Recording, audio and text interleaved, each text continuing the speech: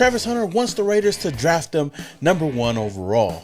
Raiders making some roster moves. Devante Adams continues to bring up the Raiders on the Up and Adams show. And could this be AP's last season as the Raiders head coach? What is up, Raider Nation? It's your boy Samoa Raider back at it again with another episode of Nation News. If this is the very first time you're coming across this channel and you love the Las Vegas Raiders, then hit that subscribe button and hit that notification icon button just to notify you guys when I upload more videos just like this one. And you tell them one thing. Just win, baby.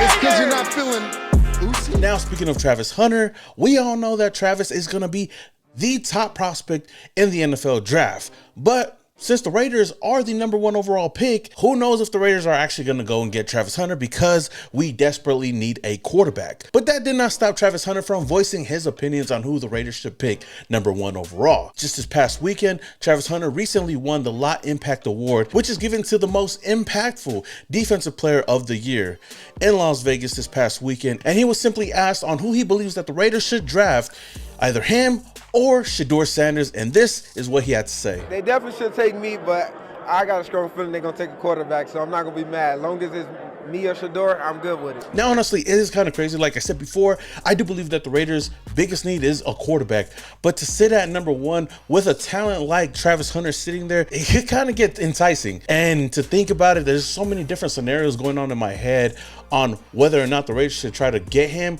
or even try to trade back up to the top 3 picks to possibly pair up Shedeur Sanders and Travis Hunter. Of course, you know, Shedeur Sanders is going to be at the top of my list because I feel like he's the #1 quarterback going into this draft. Cam Ward is another quarterback that could be a top quarterback as well in the NFL. But if the Raiders could somehow pull off what the Houston Texans did a couple of years ago when they got Will Anderson and CJ Stroud, this would be crazy because you would bring in the 2 top talents in this year's draft to play for us and play in Las Vegas. I think that would just turn this franchise around, and it just had me thinking, what would I give up to have both of these guys play together in Las Vegas? And I had to sit there and think, honestly, I would almost give up anybody outside of Max Crosby. I don't mind giving up 2 first-round picks if it takes us to move up. In my honest opinion, though, I do believe that these 2 players are impactful players and could possibly help turn this franchise around. Those would be 2 big picks for the Raiders to turn it all around. And I know it's going to be kind of hard to move a lot of things around, but if there's somebody that can get it done,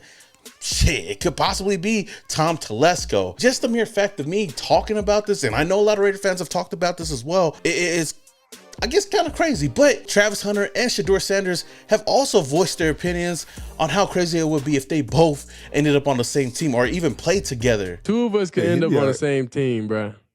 Definitely 2 of us can end up on the same team. Bro, you never know, bro. I be trying to tell people, bro, you never know what's going to happen in the draft, bro. Draft night is going to be crazy.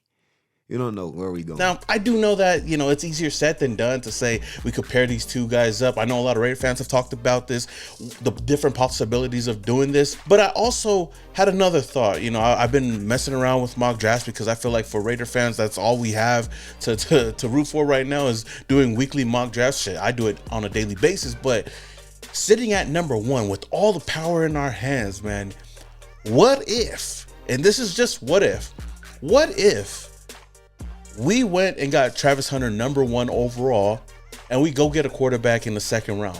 Shit, I've been double dipping in quarterbacks in mostly all the mock drafts that I've been doing.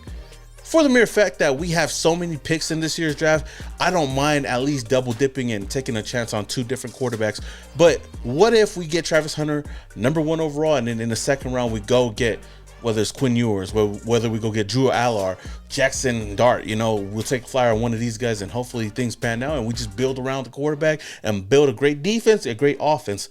That would be crazy. Now, I do highly doubt that that would actually happen because, like I said before, quarterback is a really big need for the Raiders. And at this point in time, I don't see the Raiders being this high up the draft board to even go out and get a quarterback. But like I said, hypothetically, if we wanted to go best player available, Travis Hunter will be at the top of that list. But at the end of the day, I do believe that this is a win-win pick for the Raiders. Whoever they do get will get a solid player for the future. Now, I did see a tweet, somebody putting out there, would you give up Max Crosby to go and double dip and get Travis Hunter and Shedeur Sanders?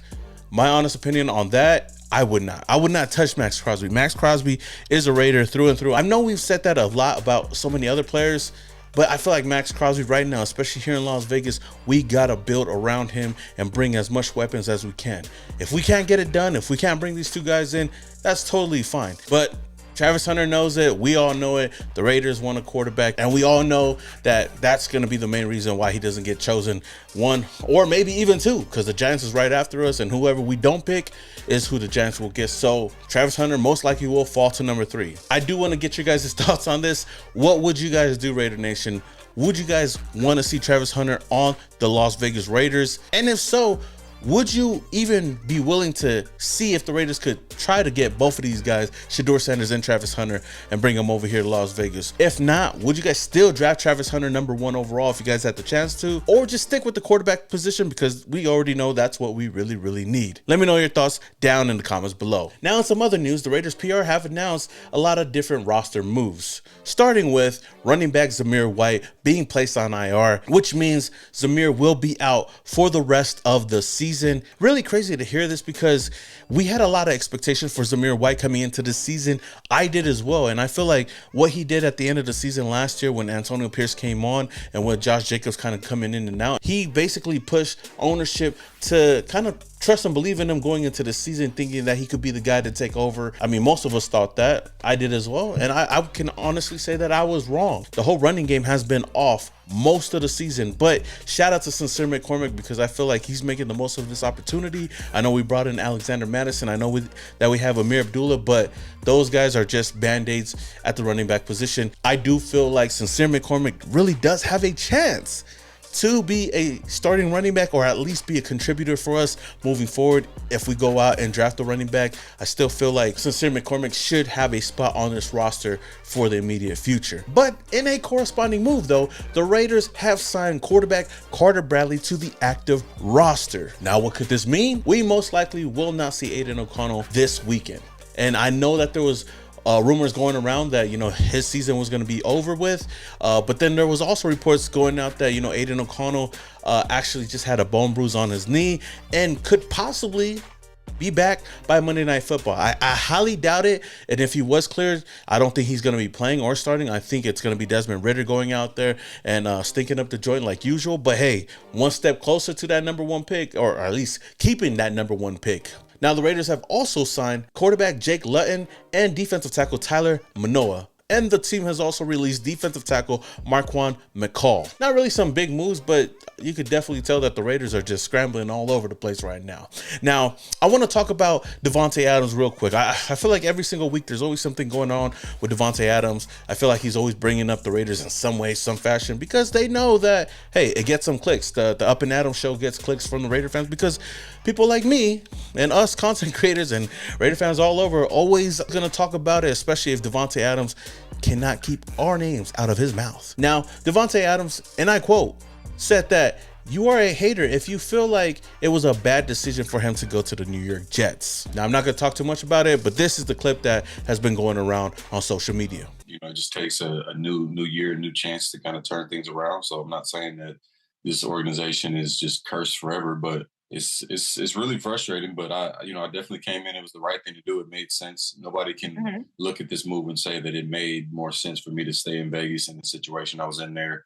If they do, then they're just hating and just talking like how they do. But at the end of the day, just if you look at the numbers, I mean, it's just like you going to war and somebody saying you got a knife and everybody else got rifles, and then somebody finds a rifle and they hand you a rifle and you say, all right, great. So you start going and you go to shoot the rifle and it jams up. That's like saying, oh, damn, I should have just kept my knife. Like, no, you did the right thing by grabbing the rifle. That thing just didn't work the way you intended it to. Sometimes that happens, and you gotta live with that. And go from there. And that's kind of where I am. Now, I'm not going to go on and yap about this too much, but we already know that Devante Adams believes that he's gone to a better situation over there with the New York Jets. Looking at it right now, the Jets have officially been eliminated, just like the Raiders. They aren't any better than us. The only difference is that they got an aging quarterback that was his best friend that he played with once upon a time. Now, I would understand if that team was doing really great and everything was going well, because I would be happy for him, just like Josh Jacobs, just like Amik Robertson, you know, all these other players that went elsewhere and they're flourishing in that team, and that team is doing good. But the Jets? But hey, you know, I can't really hate on him. If he really wanted to go play with his daddy Aaron Rodgers, then let it be. At the end of the day, he's a Jet. We're the Raiders. We suck. They suck. We all suck.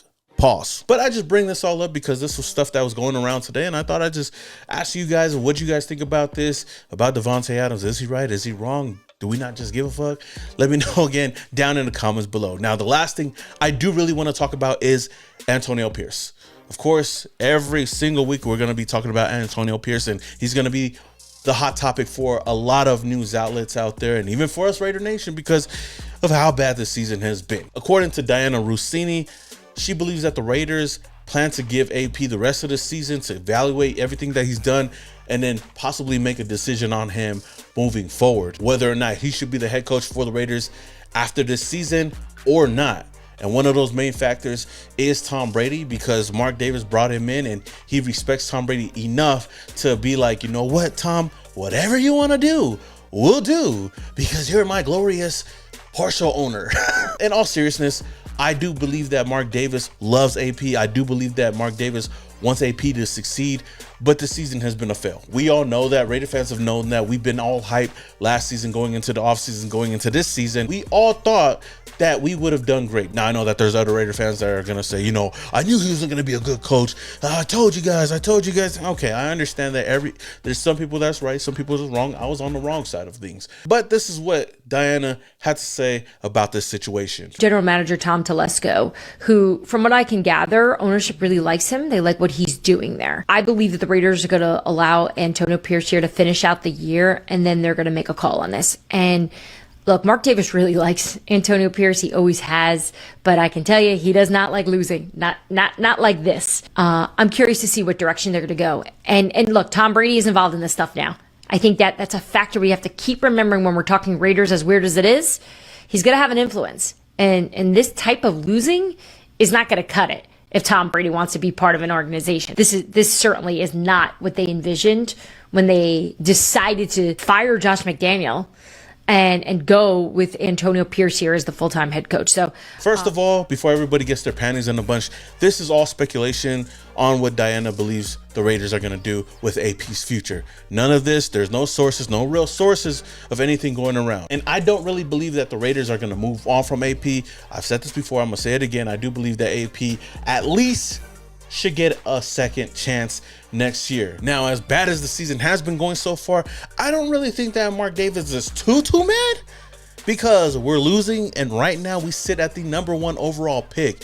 And if there's one person that Tom Brady loves in this year's draft and that Mark Davis wants over here in Las Vegas, is Shedeur Sanders. At least AP's putting us in position to go out and get, you know, Deion Sanders' son, Shedeur. I just feel like everything is slowly lining up for us to go out and get our franchise quarterback. So I don't believe that Mark Davis would be too mad. Yes, we sacrificed this season. That's the cost of us going and getting a top quarterback. Will it work? Will it not? Who knows? But like I said, I doubt that the Raiders move on from him even after this report. But hey, crazier things have happened. Crazier things have happened for the Raiders. But what are your thoughts, Raider Nation? Do you feel like AP deserves another chance next season, or do you guys believe that Tom Brady and Mark Davis should go look for the next guy to be the next head coach of the Las Vegas Raiders? Let me know your thoughts down in the comments below. Until the next one, this is your boy, Simone Raider, and your boys, yeah.